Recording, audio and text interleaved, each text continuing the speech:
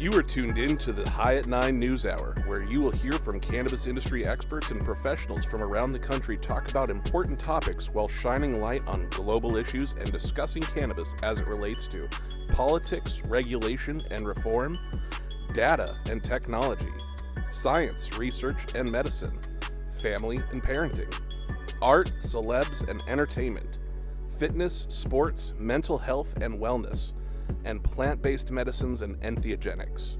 Together, we are building a stronger community, fighting the stigma and creating change. With your hosts, Jason Beck, Rico Lamitte, and Nicole West, joined by special industry expert correspondents from around the country and daily antics brought to you by Cannabis. Coming to you live Monday through Friday at 9 a.m. Pacific Time. Thank you for getting high at 9 with us.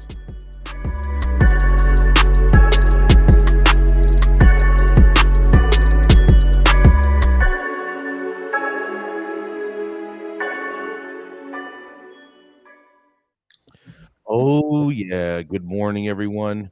It is Friday, September 30th. Today is Orange Shirt Day, International Translation Day, National Love People Day, International Podcast Day, National Hot Muled Cider Day, and National Mud Pack Day. And finally, National Chewing Gum Day. Thank you for joining us and getting high at 9 with us. It's also high noon on the East Coast, and please remember to like, share, and subscribe to us on all social media platforms. We're live every Monday through Friday on YouTube and audio only on Clubhouse. If you are on Clubhouse, you can also participate in the show by raising your hand if you have a brief comment on the story most recently presented. Kicking us off today is the dope dad himself. That's right, Rico Lamitte. When he is not babysitting, playing with children, doing macaroni shell face painting, you can find him doing those same type of events with grown-ass adults as they share their paste with one another. That's right. When he's not doing any of that, you can find him strapping up his cleats and running on the field because all he knows how to do is constantly backpedal on Safe Banking and Safe Banking Plus. That's right. Coming up first, it is none other than the dope dad himself, Rico Lamitte. Hold up, man. Like, isn't adults swapping paste with themselves? Isn't that how babies are made in the first place, Jason? Just asking, man. I don't know. Maybe you don't have any kids. Anyways, thank you for another fantastic intro. Either way, Jason. They're all on stage today. What, all the babies? All the kids. All the kids? Like swapping paste. Welcome back, everyone out there watching, listening, and everybody who's been getting high at 9 with us. It's fucking Friday. My headline today is coming from MJ Moment by Kyle Yeager. GOP senator blocks bipartisan marijuana research bill from expedited Thursday vote despite calling for more studies. The Republican Party lives up to its much maligned party of no nickname yet again. Thursday evening, Senate leadership was set to pass a bipartisan-supported House-approved medical marijuana and cannabidiol research expansion act, but one GOP senator objected, threatening to delay the vote. Senate Majority Leader Chuck Schumer intended to utilize hotlining as opposed to hotline bling. He's just hotlining to expedite the bill's passage. The process involves the Senate majority and minority leaders agreeing to advance legislation without a roll call vote, giving all members a limited amount of time to register objections before moving ahead with a request for unanimous consent for approval on the floor. However, the hotlining cooled off quick after running headfirst into a Lone Star roadblock by the name of John Cornyn. After repeated bipartisan conversations, both private and public, on the importance of promoting and expanding cannabis research, which would be covered under this bill, John Cornyn felt differently. The bill was expected to have no objections and actually move swiftly through the Senate before making its way to President Joe Biden's desk for final approval. Something we pretty much never hear these days on any issues, let alone cannabis measures, but John Cornyn said no. It would have marked the first time in history standalone cannabis reform legislation was enacted into law. But John Cornyn wasn't with it, and his office did not approve or provide any reasoning for the objection. What could have possibly pushed Cornyn so deep into his feelings to the point? Hey, put your shit on mute, yo. Your thing, man. What could have possibly pushed Cornyn so deep into his feelings to the point where he'd childishly pick up his ball and head home mid-game? Well, a source on Capitol Hill allegedly told MJ Moment Cornyn intends to block all House bills taken up under unanimous consent in the Senate, not just cannabis reform, because he's frustrated the opposite chamber has not advanced more of his own legislation. There you have it, folks. Our country, our freedom, and the future of this nation continues to be held hostage by a bunch of whiny-ass man-baby dinosaurs who'd rather ignore the pleas of their own constituents and watch the entire country suffer than compromise for the greater good of our union. Looks like me and Stone Slade will be back at it, puffing on Trapper Texas weed and dabbing on the finest Delta 8 cultivars on luxury downtown ATX rooftops until further notice. There's Rico Lamitte, the dopest dad on the street, for High at 9 News. What y'all got to say about this one? All right, first off, Rico, just because good old Cornyn decided to block this procedure doesn't make the bill dead. So simmer down. It can still go about regular procedures in the Senate. Hotlining means that it just gets shit passed. And we knew it was not going to be that easy of a path for cannabis. So this does not surprise me at all. There are many big man-child in the Senate. Look at your boy, Chuck Schumer. I didn't say just Republican. I said more man-child babies. I didn't. That's bipartisan. There's lots of them. There's no growth like new growth. Burn it all down, man. Burn it all down. Like, let them all. I'm down with the purge, just like you. Let's get it popping. This is not shocking to me whatsoever. I can see him absolutely taking his ball and going home. That's what they like to do. They're all giant babies. But it is not dead. The bill is still very much in play. So since they're such giant man babies, do you think they share their paste, Gretchen? No, they don't share a damn thing. They all suck. I mean, I think this is ridiculous that John Cornyn would grandstand on this, and just like other Democrats have grandstanded on different issues that have hampered cannabis reform measures going forward. It happens on both sides of the aisle. Yes, it happens on both sides of the aisle. I will not object to that, but I will say this one stood a chance to give American people hope that at least we can hold on. It give them at least hope that they can agree on one thing. And it was one dude, John Cornyn, like just one motherfucking dude. If you look back at what the article says, John Cornyn was going to block anything that got hotlined, not just cannabis. So sadly, this bill was one of the bills that got in his way. I don't think this is Cornyn out with a vendetta for cannabis whatsoever. The bill is not dead. There is still hope. Keep hope alive, Rico. I know you libs love hope. Keep alive. Well, Drake has his new cannabis line coming out. Maybe John Cornyn can get on a little bit of that hotline bling and come to his senses and vote yes. Cornyn he'll always be against cannabis. We write him every year. He comes up with the same bullshit form letter talking about how cannabis is just going to lead to more opioid problems and need more research and same probe. Not a surprise at all from John Cornyn. Well, Stone, what do you say to that? He has in the past endorsed this type of bill that is for more research. You say he's just flip-flopping and talking whatever he needs to when he needs to? I think he's saying it needs more research because that's just something that constantly pushes it to tomorrow. Like that man will never look at cannabis as a viable thing for an industry, for legalization. It's just not in his bones.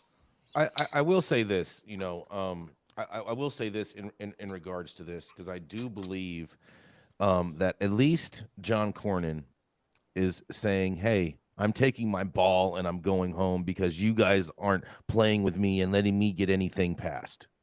I find that very troubling, but at the same time, that is exactly how the Senate works. So I'm not surprised, but at least he didn't make up some bullshit answer, because the reality of it is Republicans are always saying, we need more research, and here he is stifling more research.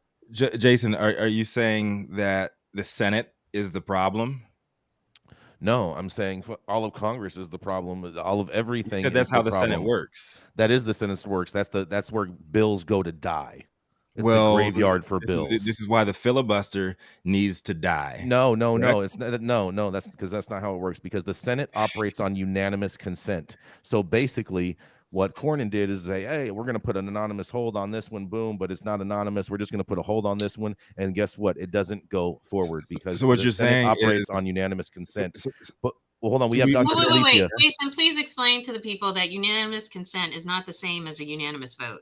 Correct. That is correct. It is basically saying that all the senators all agree that we're going to take a vote on this issue. They all have to agree that we're going to vote on this issue. And so John Cornyn is the single holdout. They don't actually have to agree. They just have to say, I don't give a shit because it's a bigger headache for me to fight it. And that's what unanimous consent is. It sounds like the Senate is Senate is trash. And what I'm getting from you, correct me if I'm wrong, Jason, but how I'm interpreting your words right here is Insurrection 2, Electric Boogaloo should happen to the Senate and not the House. That didn't make any sense to me at all whatsoever, Rico. Absolutely zero Storm sense. the Senate is what you're saying. No, I'm definitely not saying storm the Senate. No, that's totally ridiculous. Rico, this is exactly how our founding fathers set up this system for checks and balances. Things aren't supposed to just fly through the Senate. And that's what John Cornyn's objection is. He was not willing to just redline this and let it go through. I bet if it were to invade another country, John Cornyn would be down for that. Would he not? Probably. But again, Rico, this is not dead. The bill is not dead. You keep acting like this bill has no hope of getting through. I think there is many hope for Cannabis Saves the World in our chat. I think there is hope for something to pass in this Congress if it waits till the lame duck. They ain't going to pass shit before this election, but there is hope for passage of bills during the lame duck session. So there is hope in dope. Hold on, Rico. We have Dr. Felicia up in the clubhouse to comment on this. Go ahead, Dr. Felicia. Good morning, good afternoon. I just want to bring to you all's attention, this senator is saying that he feels like cannabis is kind of going to be like a gateway drug, and that's the same attitude when the Harrison Act was passed, when the Marijuana Tax Act was passed. Cannabis was not a big problem, but a lot of local legislators felt like once we take away the narcotics, people are going to turn to cannabis.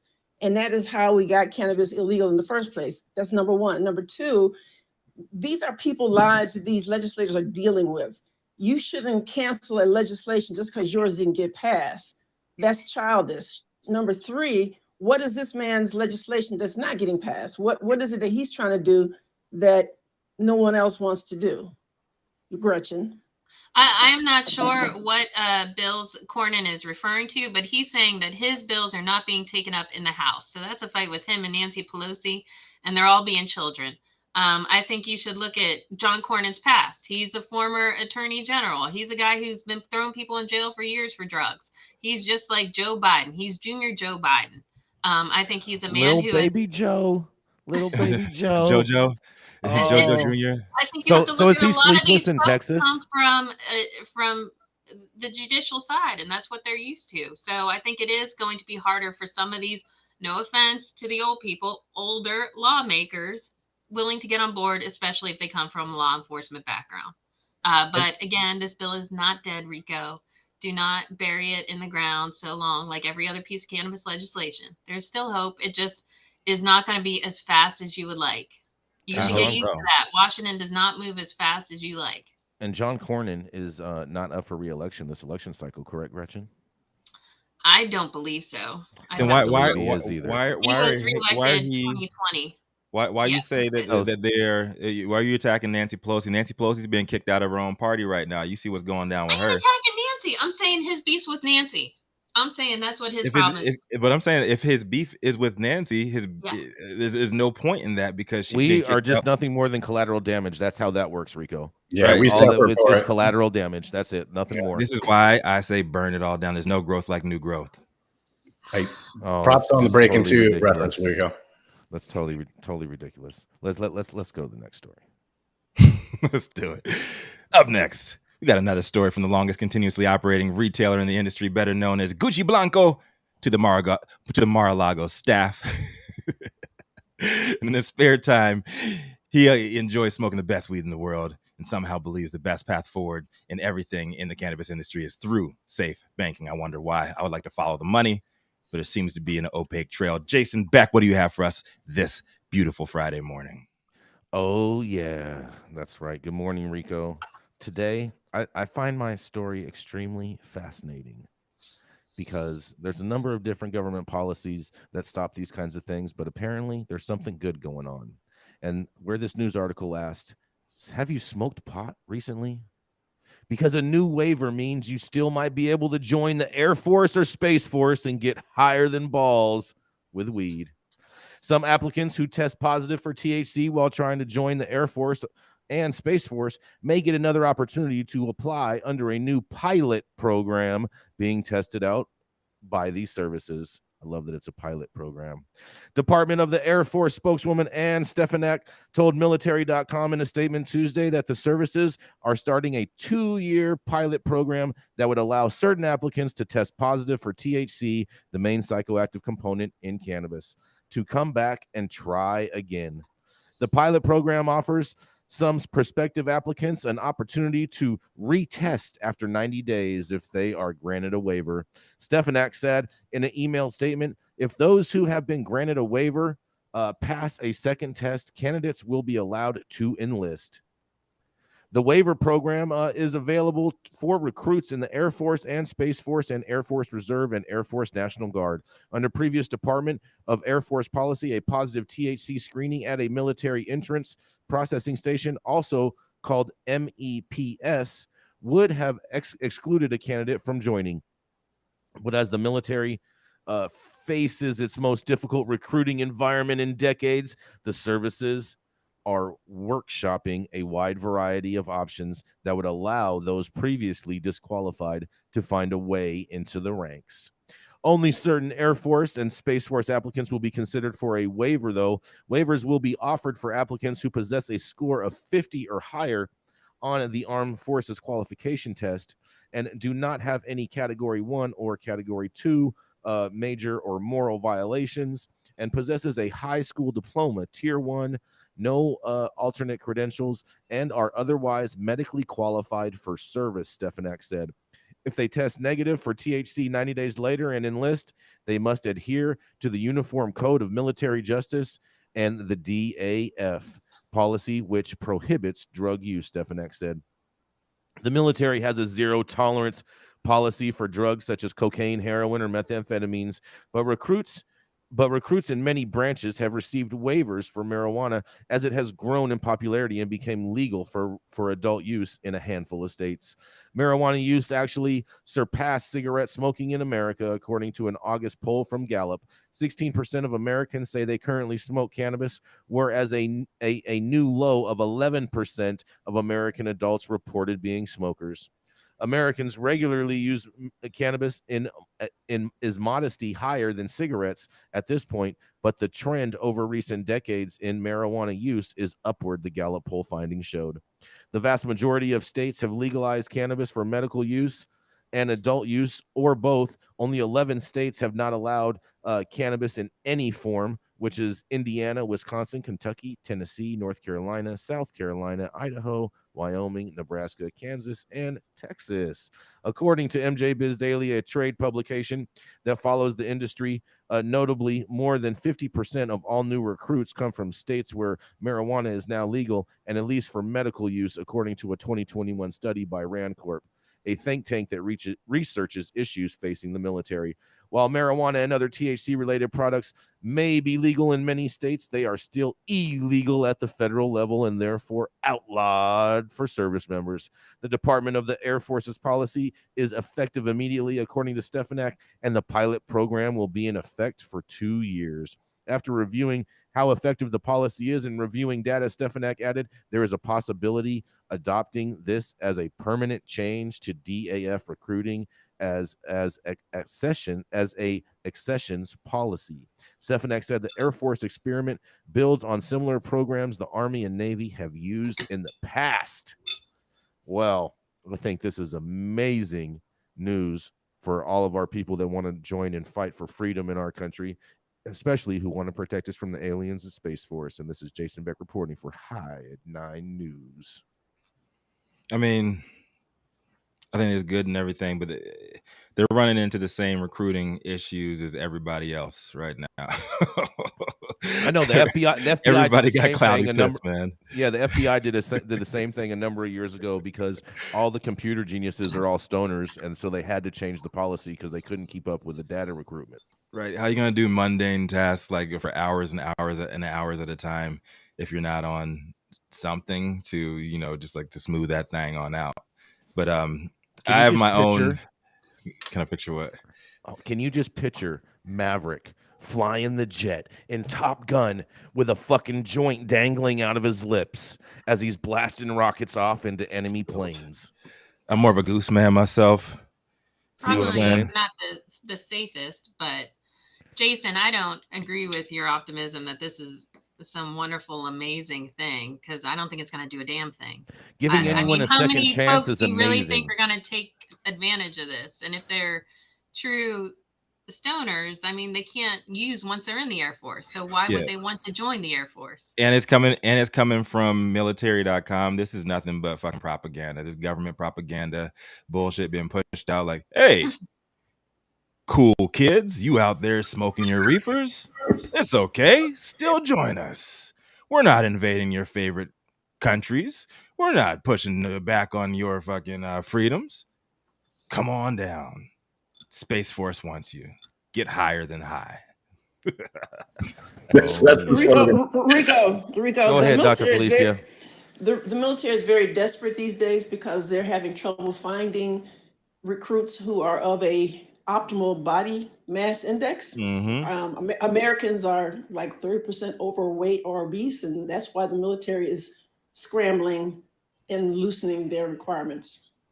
Ooh, yeah. Is there a certain if you requirement, get the Dr. potheads, they'll be Felicia? skinnier. Sorry about that. Gretchen, go ahead. I'm sorry, Dr. Felicia, what's the number? Is there an actual number requirement for BMI? Well, overweight, obese is considered 30. Right. Overweight is, I think, 27, as I recall. If you're like a BMI of 27, that's considered overweight. But I'm asking you, does the military have a specific requirement that you must be under a certain number to? Oh, yeah. I mean, I don't know exactly what it is, but I've seen a couple of articles about it where they're having trouble finding healthy enough recruits. It's also chronic disease, not just obesity and being overweight, but chronic disease too. They're literally having trouble finding healthy Americans. Well, and Dr. Felicia, this is a question for me and all the other big bone gals out there. Isn't BMI bullshit? BMI is total bullshit. 100% is bullshit. I mean, no. Is it a real indicator of health? I mean, trust me, I'm not considered healthy at all if you go by BMI, which it sounds to me like the military is pushing body dysmorphia upon all of their recruits. Well, I'm sure they have the ability. I'm sure they have the ability to check for lean body mass, but I know people say that I'm big bone and things like that, but have you ever seen a fat skeleton? I mean, everybody's skeleton pretty much looks the same. Ooh. Felicia, don't take this away from me. I've been living off of big bone my whole life. Come on. The only thing Oh man, I think that's a mic drop moment right there. That's right. Yeah, all that big bones is just fake news. And big bones is two different things now. If you got some muscle with those big bones, that's another story, Yeah. Oh, that's good. That's so good. Big crushing bones. hopes and dreams, Dr. Felicia. Thanks. Is former president you make some really good looking pastries there, Gretchen. So I you do make some good looking stuff. Thank you. Oh yeah. Gretchen did not miss her cornbread growing up. No. I've always been healthy. According to BMI, huh? Well, depends on who you ask. Other people call me just healthy, not that healthy. Yeah. Hey man. Hey. I'll keep my mouth shut on that one. I don't want to get called out for being chauvinism. I think we've unpacked that one enough, Rico. Yeah, MJ unpacked. The High at 9 edition. Oh boy, here we got next, Jason. Who we got next? Oh yeah. Your favorite healthiest correspondent. Big bones and all. I enjoy big bones. It's all about getting to that marrow. You gonna introduce Gretchen or what? Is anybody gonna turn me around sorry, my mic was off. I apologize. My bad. I apologize.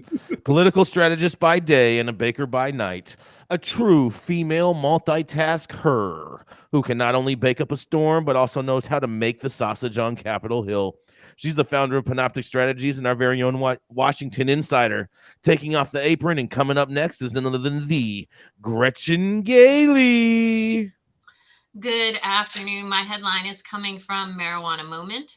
Pennsylvania officials promote marijuana pardon program ahead of Friday deadline, with thousands applying for relief so far. Pennsylvanians with low-level marijuana convictions on their records have until the end of today to submit applications for expedited pardons under a program launched by the governor last month. The State Board of Pardons is facilitating the Pennsylvania Marijuana Pardon Project, and Board Secretary Celeste Trusty told Marijuana Moment yesterday that they've received about 2,500 applications for relief so far. That's about 300 more applications that have come in since Trusty's previous public update last week. Now, officials are making a final push to get as many people as possible on their way to a completely clear record before the governor and lieutenant governor leave office. Applications can be submitted up through midnight tonight. People with certain cannabis convictions involving up to 30 grams of marijuana or 8 grams of hashish are eligible for the streamlined program. We hear stories all the time about people who are not allowed to chaperone their children at a field trip. They're not allowed to coach their kids' soccer team. We hear about people who are unable to access loans for school aid, for things that people are really trying to do just to advance their careers, advance their education, but they're shut out because of a criminal conviction. This program is going to be able to help these people move ahead because of a past conviction for something that so many people in Pennsylvania don't even think should be a crime, and also something so many people in Pennsylvania do legally. Governor Tom Wolf and Lieutenant Governor John Fetterman have been vocal advocates for ending cannabis criminalization in Pennsylvania and replacing the policy with a system of regulated adult use sales. But with the legislature stalling on cannabis reform, the administration said it would do what it can in the interim. Fetterman, a reform advocate who chairs the Pardons Board, previously said that he wants to process cannabis clemency for as many people as possible before leaving office. Trustee said that anyone who might be on the fence about submitting an application out of concern about the process should know that the application takes minutes to complete, and the board is available to assist those with questions. This is something that if you're eligible, you should apply because nobody should be held back from doing something like getting a professional license or being able to advance their career for a minor weed conviction. Fetterman's vocal advocacy for marijuana reform and clemency brought a lot of people into the conversation. This is just something that makes sense. It's smart. The state already had a separate process through which people can get their marijuana records cleared that the officials have routinely promoted, but the Pennsylvania Marijuana Pardon Project is a one-time opportunity to expedite clemency for select offenses. People can submit their application regardless of when the conviction took place. While pardons represent full forgiveness for the conviction, the governor's office stressed the eligible people will still need to separately petition the courts to have their records formally expunged. I think that this is a great thing for Pennsylvania. I think they should, folks, if you think you have or might be eligible for it, you should absolutely be applying. What's the worst that could happen? I think this is a good thing. I don't agree with much at all that Governor Tom Wolf has done or that John Fetterman ever does. But we shall see if they can actually help expedite the process and move this along for over 2,500 Pennsylvanians. I think it's a good thing, and other states should also look at it. We always hear stories about federal reform and people talking about Cory Booker. Oh, I want to save people, blah, blah, blah. Booker's blowing smoke. You're going to get help at the state level. This is where people should be looking, and they should be looking to their states and lobbying their state lawmakers to help on the expungement and the criminal justice front, because that's where most people need it. This is Gretchen for High at 9 News. Oh yeah, Gretchen. I mean, I love this story, and I hope it works out. But I have very, very low reality of this actually being real. Why is that, Jason? Because Fetterman is just playing lip service, and I'm not sure he's going to be able to get anything done. Nobody else will if he's not around? Well, I'm sure someone else will. That's for sure. I think there is a little hope because it looks as if Josh Shapiro is probably going to be the next governor of Pennsylvania. who is a Democrat, and Shapiro is for reform. So I think programs like this will continue in Pennsylvania. But you want to see cannabis pass in Pennsylvania, then they need to get on the Republican legislature that's running the state, because they're not on board at all.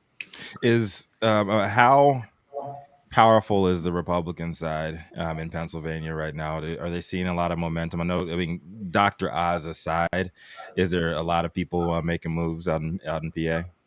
I mean, of course. I mean, if you're not familiar with Pennsylvania, they call it Pennsyltucky. Or they'll say you got Pittsburgh and Philadelphia and Alabama in between.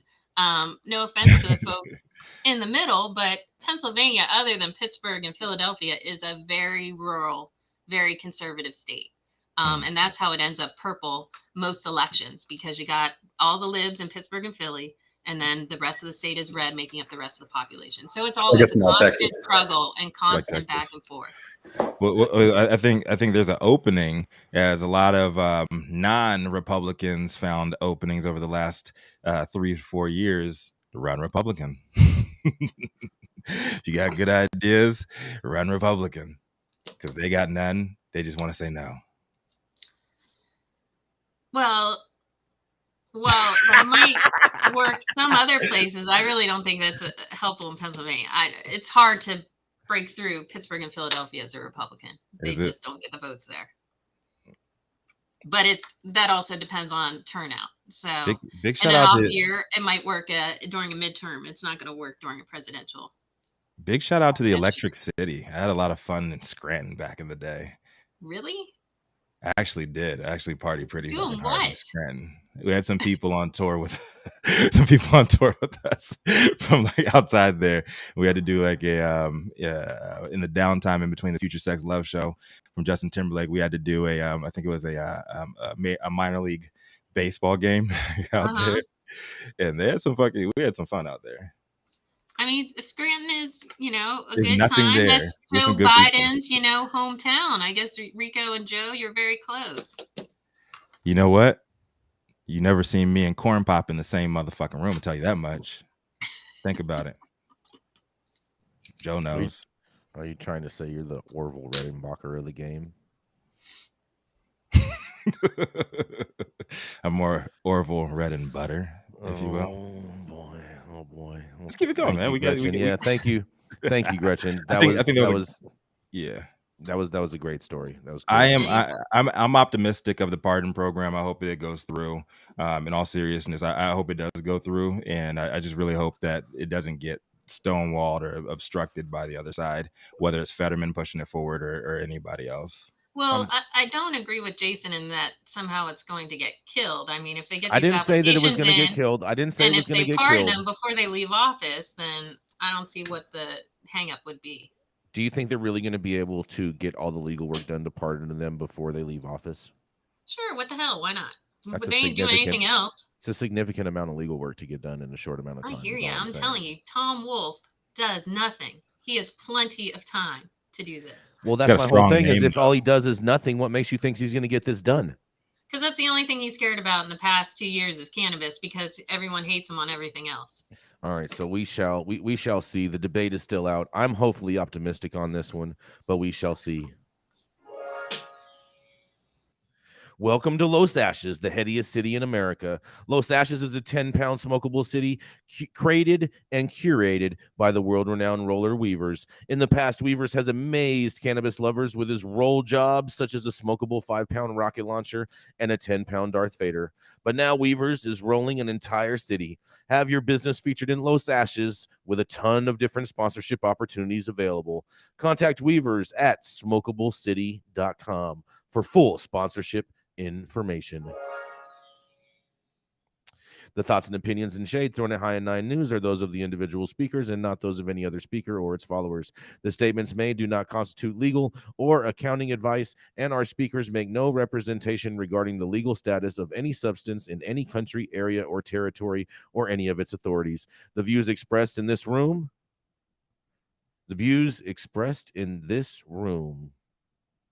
do not establish any fiduciary relationship or our sponsorships do not imply or constitute any endorsement by us or the expression of any opinion whatsoever by the part of any speaker on stage. If you are easily offended person, this show is probably not for you. Flying into LAX and you want to taste some of the best weed in the world? Then stop by LAXCC, the closest dispensary to LAX, located at 8332 Lincoln Boulevard and open from 8 a.m. to 10 p.m. 7 days a week. Always make LAXCC your first stop when you touch down in LA and score like a winner. And don't forget to tell them I sent you and mention you like to get high at 9 for 10% off your full order.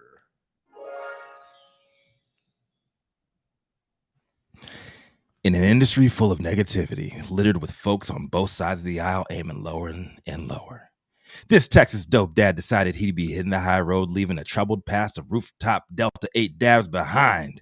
A wise man once said spaceships don't come equipped with rear view mirrors, so it is all good. He's the host and co-creator of a new show with the same damn name, Hitting the High Road, and I'm sad I did not get to hang with him this week when he was out in the la-la. Good thing I don't cry my own tears. Stone Slade, what you got for us today, my man? I missed you, my man. I missed you. Jason got me plenty crossfaded for everybody, though. Today, my story is from Chris O'Brien at ABC's WKRN News in Nashville. You know, we've reported a couple times about the new hip Delta 8 restaurant and bar located in Nashville. So one may think the good old southern state of Tennessee could be warming up to legalizing cannabis. Well, you might want to think again. Tennessee is one of several states that has allowed medicinal CBD oil only, but it has not legalized or decriminalized cannabis in recreational or medicinal form. With elections in full swing, WKRN News in Nashville is running a multi-part story on cannabis legalization. Today's installment features two Republican lawmakers with slightly different views, although neither are very favorable towards the plant that we all see the benefits in and love so much. First up, Representative Sabi Doc Kumar, who has spent over 40 years as a surgeon in Tennessee. Okay, a doctor, he has to actually see the medicinal benefits and see through the bullshit stigma surrounding our girl. Let's see what the doctor has to say. I oppose recreational marijuana because its effect on society in regards to homelessness, increased crime, increased availability, especially for our adolescents and teenagers. Dr. Kumar obviously needs to read up on the benefits of legalization. Though he obviously doesn't support adult use cannabis, he does support it somewhat medically, but he worries about it becoming a gateway drug, which is a concern shared by fellow Republican Senator Joey Hensley. Hensley says, a lot of states, that's been a stepping stone to recreational marijuana, and I'm certainly opposed to recreational marijuana. He went on to say, I think our General Assembly is pretty much opposed to it and adds, because it adds another drug to the streets. It's already on the streets, sir. Legalization would actually help clean up your streets. Hensley is also a doctor, family medicine, but he branches away from Kumar because he doesn't currently support it medically. He'd say he'll stay that way until the federal government moves it from a Schedule I drug. People claim that it helps a lot of medical problems, and I'm not saying that it doesn't help some things, he says, but I don't think it helps all the things that people claim it does. Race has played a big factor in Democrats' push to federally legalize cannabis. Statistics show Black and brown people are locked up nearly 4 times more likely to be arrested for cannabis than white people. But Kumar objects to those numbers. If you didn't commit the crime, you wouldn't be in jail. So really, it may be culturally that certain people are more prone to commit that crime.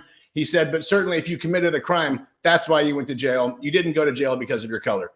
MTSU poll back in 2018 found that 80% of Tennesseans support cannabis legalization in some capacity. Some argue there's been discord between the General Assembly and its constituents, but Hensley disagrees. Obviously, there's also potential for a huge economic impact from cannabis, but both Kumar and Hensley say they wouldn't give up their values for money. Cost of managing those social consequences is much greater than the money we will make, Kumar said. We're not here to sell our souls for money. When Kumar and Hensley were asked if it's put to a vote next session, what would theirs be? As a physician, I've taken an oath to help patients, Kumar said. I do believe medical marijuana has a role to help patients and help society, though Kumar wanted to make a note that it would strictly be for medical patients under supervision, not for someone to use on their own. Hensley remains 100% opposed. I would not support it at this present time. Well, Representative Hensley, I have to take your word with a grain of salt and maybe some antibiotics and a tetanus shot, considering this is the same man/physician who got in trouble just last year for conflicting testimony on how long he was romantically involved with a second cousin to whom he had prescribed opioids. The guy has the balls to turn his nose up to cannabis because it's a Schedule I drug while he's playing hide the hot dog with a second cousin and keeping him or her hopped up on opioids. Unbelievable. By the way, the State Board of Medical Examiners placed Hensley's license on the 3-year probation last year. This shit writes itself. I'm Stone Slade, reporting for the High at 9 News Hour. What would Harold say about this, man? Bro, they're playing hide the glizzy. Crazy views. Oh my God. They're playing hide the glizzy, Stone. Is that what you're telling me? He was playing hide the glizzy with a second cousin while keeping him or her, doesn't say, hopped up on opioids. This article demonstrates that some physicians are clueless and or straight up racist. This is why we have racial healthcare disparities, because of people like this. Agreed. I was a little bit blown away. If you think that everybody in jail is deserved to be there, you're ignorant of the facts, plain and simple, and or racist. Agreed. And a majority of crimes are caused because of socioeconomic impacts more than anything. Yes, Jason. Speak that truth, man. Speak that truth, brother.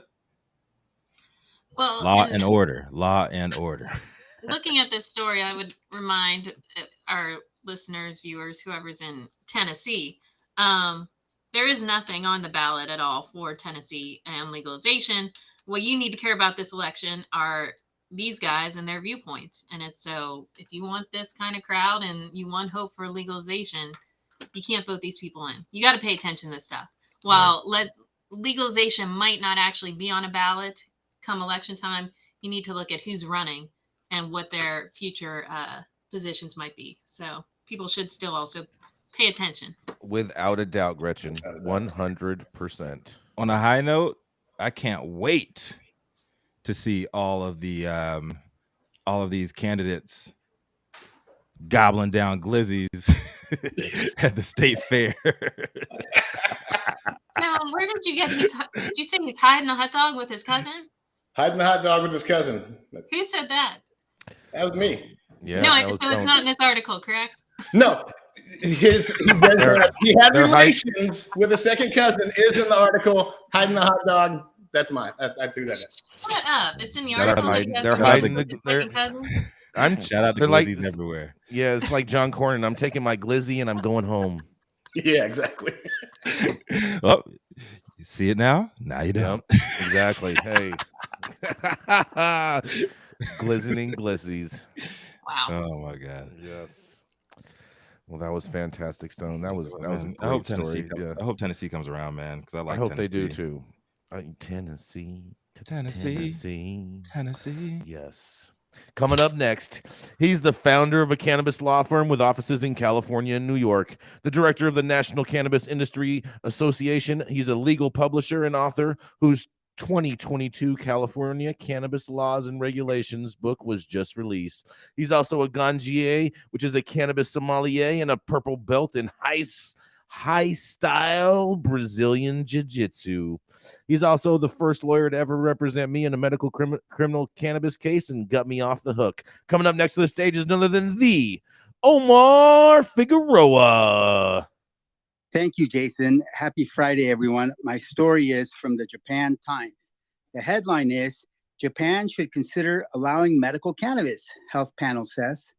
Japan, which has strict laws against cannabis, should consider approving the import, manufacture, and use of medicines derived from cannabis, subject to the same approval process as pharmaceuticals, a health ministry panel said. At the same time, the country should do more to discourage recreational use of the plant, the committee said in its findings following a meeting Thursday. Possession of cannabis is illegal, but not its use. The panel recommended that unsanctioned use should also be made a criminal offense. While Canada, several US states, and some European countries have decriminalized the recreational use of marijuana, penalties for possession, cultivation, and sales of the substance in Japan can carry prison sentences of as long as 10 years. Just 1.4% of the population have ever tried cannabis, according to one study with 2017 data. Celebrities caught for possession often become front-page news. The health ministry panel cited the example of cannabis-based epilepsy drug Epidiolex, which Japan has permitted for domestic clinical trials.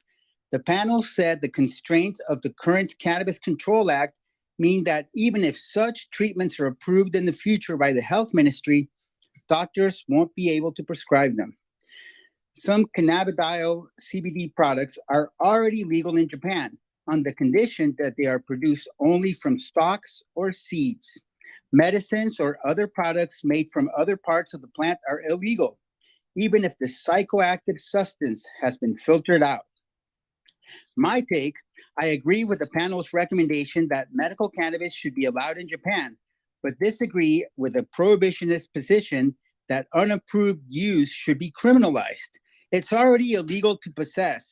Usage should not be an extra crime. Instead, the responsible possession and use of cannabis by adults should be decriminalized entirely. Let's keep in mind that Japan has a long and glorious cannabis history.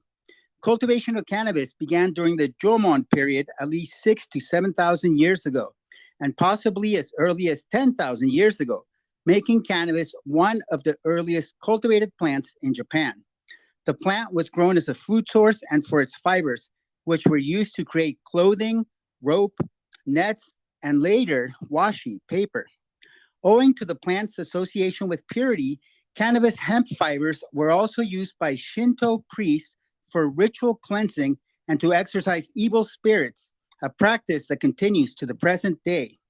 During feudal times, hemp was used to make uniforms and leisure kimonos for samurai, training clothes for martial arts, and military uniforms.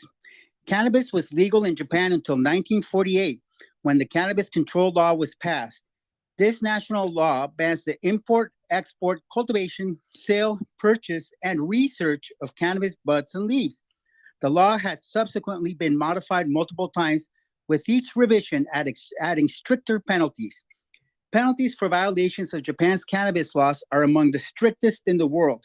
Possession of cannabis carries a penalty of up to 5 years imprisonment, a draconian punishment which surely does not fit the supposed crime. Japan is a modern country, and it needs to modernize its post-World War II reefer madness laws. Simply put, no one in Japan belongs in a cage for cannabis. It's time to re-legalize Taima all across the Japanese archipelago. The headline is Japan should consider allowing medical cannabis, health panel says. This is Omar Figueroa, lawyer, publisher, and Ganjier instructor, reporting from Sonoma County, the traditional territory of the Pomo, Miwok, and Wapo nations who are still alive with us for High at 9, high noon Eastern. Oh, yeah. You know, Omar, I really love this story, and I love the pressure that's getting put on Japan, but I really don't think that they're going to do anything in regards to, because their penalties on cannabis are so high and the illicit market is so strong out there that I just don't think anything's going to happen. Well, I think that the illicit market must be like one of the world's strongest because of its draconian prohibition. I think the Yakuza would definitely object to cannabis being decriminalized in Japan. I assume that that and Shabs, the crystal meth. When the Yakuza disagree with that because like they're the ones getting all the money off of it? That's what I'm thinking. And many times they're influential with politicians. Exactly, because they'll cut their fingers off if they don't listen to them. But I know I met so many cool Japanese stoners in my life that I know if Japan like legalizes cannabis, there's going to be some incredible revolutions when it comes to cannabis. Just the way that Japanese revolutionized comic books with manga and TV and movies, and their culture is so inventive and creative. I can't wait to see what unbridled Japanese culture does with cannabis. You're totally right about this, Omar. And American culture is so entrenched in Japanese culture. And I just wonder because I was working with someone who was working for Mr. Past deceased Mr. Abe. And I know that his wife was pro medical cannabis, but I wonder with their departures if that is that the whole concept of medical cannabis has departed with their death. Well, I think it's time to legalize it, just like Jack Herrera said. Yeah, but we need to find a champion in Japanese politics that will carry the water for us in order to make that a reality for the Japanese people. Well, Jason, do you think that perhaps another governing body might help move it along? Say if like the United Nations, UN for athletes. So what is the one that WADA? Yeah, I mean, if some of these folks start allowing that sort of thing, would that help push them along?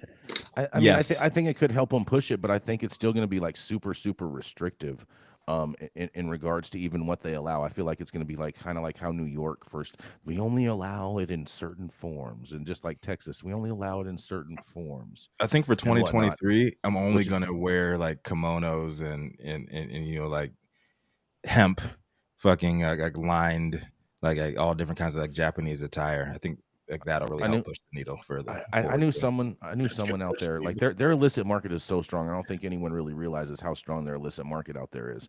But I had a buddy out there that would pay $350 for 1 gram of wax in Japan. So if you're saying their illicit market is so strong, do you disagree with the numbers in this article that only 1.4% of the population has tried cannabis? I totally disagree with that number, and that's probably only 1.4% of the population that's willing to admit to that. Right. So the consequences are so dire over there, right? Yeah. What's that, Dr. Felicia? Do we know if they slipped into reefer madness on their own, or was that because of pressure from the United States back in the day? Well, you know, America is the most pressure in all the world, and we put pressure on everybody for whatever we're thinking. So I'm not a historian on that, but I'm going to put 9 times out of my money, I'm going to put on that it's America's fault. And when you see that pressure coming, you have a choice. You can either be a pipe and get broken, or you can be a diamond and shine. Was it ever legal? I'm not sure if it was ever legal. Omar, do you know any of this? Was it ever part of their culture before? Well, cannabis was legal all over the world. I mean, it began in Asia, but cannabis was legal until 1948.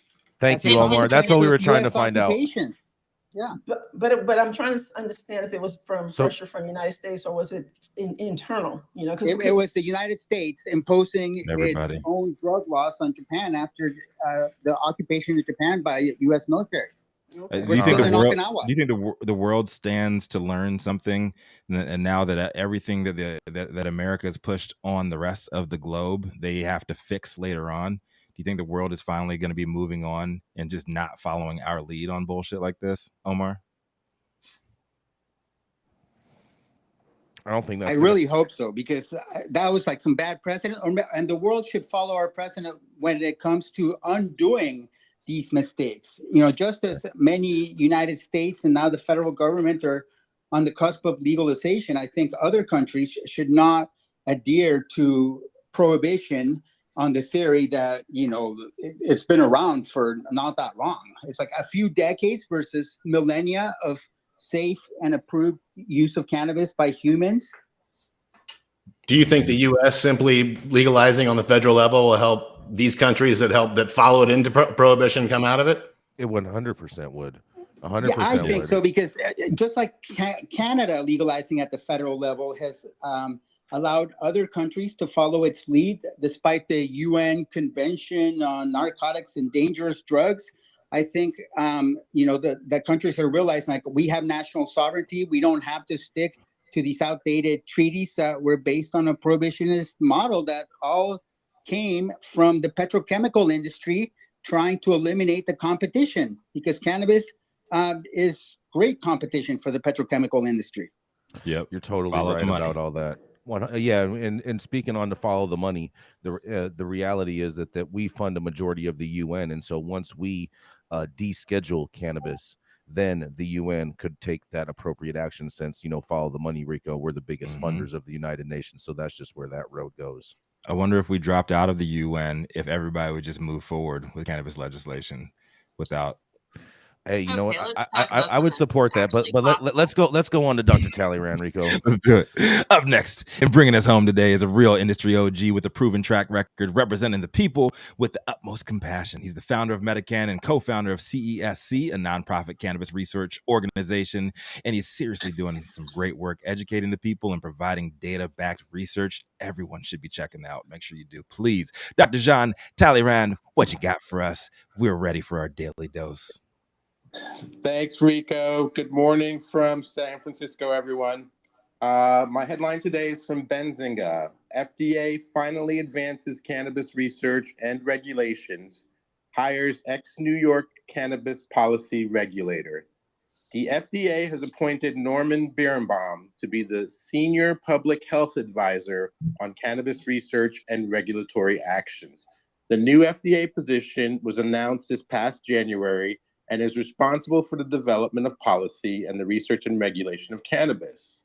Why does this matter? The FDA has struggled with regulating cannabis-based products. As medicine, they've approved 3 single-agent THC drugs and 1 single-agent CBD drug, but cannabis is a plant, and every user knows that cannabis-based products are more than THC or CBD. Historically, the FDA has approved 2 plants as medicine. Passage of the 2018 Farm Bill gave the FDA authority to oversee hemp products, but they've been conspicuously silent on hemp-derived products with CBD and other cannabinoids.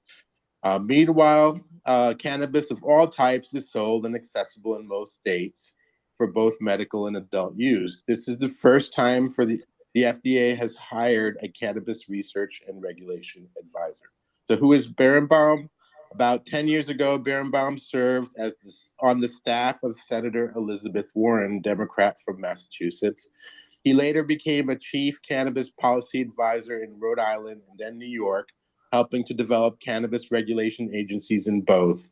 Birnbaum was also the founding president of the Cannabis Regulators Association, a nonprofit group of state cannabis regulators. U.S. Cannabis Council CEO Khadija Tribble says, "We're pleased that the Biden administration has signaled its growing interest in good faith on cannabis issues by creating a new advisor position within the FDA dedicated to cannabis research and regulation. Mr. Birnbaum's vast experience managing multiple states' medical cannabis efforts will surely inform how he approaches the challenges and opportunities ahead of our growing industry. The USCC is ready and eager to work on all aspects of cannabis reform." U.S. Hemp Roundtable General Counsel Jonathan Miller said that the appointment of Birnbaum signals a positive step forward for the regulation of hemp-derived cannabinoids such as CBD. Birnbaum's efforts in Rhode Island and New York involve the regulation of both hemp and flower cannabis for medical, adult, and industrial uses. His oversight allowed CBD and other hemp-derived cannabinoids to be sold as food, beverage, or dietary supplement. Products sold under the Dietary Supplement Health and Education Act are not approved by the FDA before they are marketed. So does the appointment of Birnbaum indicate that cannabis-based products will continue to be sold as food, beverage, or dietary supplement and not regulated by the FDA? Will Birnbaum's state-controlled Cannabis Regulators Association influence most cannabis regulations moving forward? And how will this affect the designation of cannabis as a Schedule I drug under the Controlled Substances Act? Those are my thoughts. What are your thoughts? This is Dr. Jean Talleyrand with High 9 News. Dr. Talleyrand, and I also throw this out to Dr. Felicia. Do you see this as a good move? Because when I look at Birnbaum, I see a policy guy. I don't see a scientist. So wouldn't you prefer someone with a science background in this position?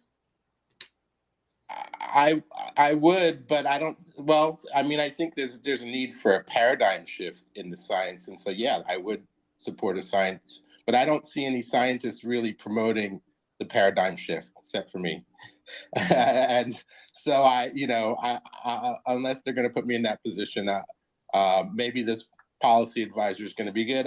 I don't know. He's a politician, and maybe he's more.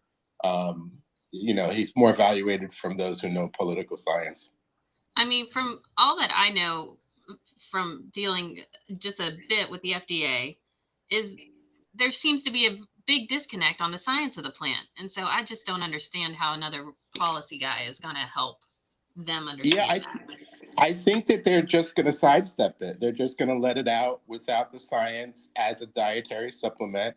And so you don't have to bring it through the rigors of traditional pharmaceutical drugs because of the Dietary Supplement Act. I don't think they have the legal ability to actually do that, Dr. Talleyrand, but I want to hear what Dr. Felicia Sure they has can. to say. What do you mean they don't have the legal ability to do that? Well, I'm going to go into that after that, but I want to hear Dr. Felicia's take on this first. Well, I'm slightly optimistic. I mean, this is the best the FDA has done in this space besides getting their permanent commissioner. But because of Epidiolex, they look like they only want to move CBD forward if they follow the Epidiolex model, which is not what most of us want. So I'm going to just wait and watch. I'm not sure, but it's better than what they have been doing, which is zero. But time will tell how this rolls out. All right, so I'm going to go into my reasoning of why I'm in belief of this is because once the federal government is going to have to deschedule cannabis, but as of right now, technically it's an illegal substance, Schedule I drug having no medical value whatsoever. The FDA already has drug procurement on THC and CBD with Epidiolex and with Marinol. So even though it's a synthetic, but none the least. Then when you talk about this guy making it so that oh yeah, here everyone can do it, he can't do that because it's a Schedule I drug. And then if he did do that, then the federal government still has drug preclusion on all of these components, and you have the Food, Drug, and Cosmetic Act, which makes every single cannabis product illegal under federal law. Okay, well, I think it would take one call from the FDA to HHS to say, hey, we're on board, and they can do whatever the fuck they want. I mean, they technically kind of can, but at the same time, yeah, they kind of can. You don't need Congress to do shit. You do need Congress to do it, though. You need Congress to do it. They do. Nobody needs Congress. They're the enforcement arm. They're the enforcement arm. They're strictly the enforcement arm. They're strictly the enforcement arm. Well, HHS, whether he's DOJ, they can absolutely do what they want. They don't need Congress to act. Exactly. Nobody needs Congress. Whether he's successful or not, he's going to want to legalize it. I mean, open it up to the rest of the world. So I think his goal is going to be aligned with ours. We'll see. Because he's a capitalist. I think his goals may be aligned. I'm just concerned that he's going to fall to the usual political troubles. I'd much rather see a scientist in there pushing on the FDA side, because I think they don't get it. Dr. Talleyrand, do you believe that this guy's open for business? Oh yeah, I think there's money attached to this too. He's very much connected with multiple cannabis companies, and so I think there's, as usual with politics, right? Yeah, it's part of the course. Do you know which ones that he's tied to already? Maybe these are the ones that we should see shoot up in the stock category before they cut Nancy Pelosi off. He was a consultant. If you look on his LinkedIn, there are 29 different companies, mostly cannabis companies, that he's listed on his LinkedIn. This guy is this is not financial advice in any way whatsoever. Holy cow. Yeah. Oh my gosh. Any closing comments, Dr. Felicia or Dr. Talleyrand, on this? No, I was just saying, holy cow. All right. He's got skin in the game. Yes. Well, thank you all for getting high at 9 with us today, every Monday through Friday at 9 a.m. And Pacific Standard Time and high noon on the East Coast. Big shout out to our audience and supporters, to the haters for still talking about us. Huge thank you to our sponsors, LAXCC and Weavers, for helping us keep the lights on. And thank you to our correspondents for absolutely being amazing. Thank you to Cannabis for giving us a reason to do all this. And thank you to 3 is 4 for helping us create a safe space in the cannabis miniverse. And thank you all, especially the audience, for tuning in and getting high at 9 with us. You are tuned in to the High at 9 News Hour, where you will hear from cannabis industry experts and professionals from around the country talk about important topics while shining light on global issues and discussing cannabis as it relates to politics, regulation and reform, data and technology, science, research and medicine, family and parenting, art, celebs and entertainment, fitness, sports, mental health and wellness, and plant-based medicines and enthogenics. Together, we are building a stronger community, fighting the stigma and creating change. With your hosts, Jason Beck, Rico Lamitte, and Nicole West, joined by special industry expert correspondents from around the country and daily antics brought to you by Cannabis. Coming to you live Monday through Friday at 9 a.m. Pacific Time. Thank you for getting high at 9 with us.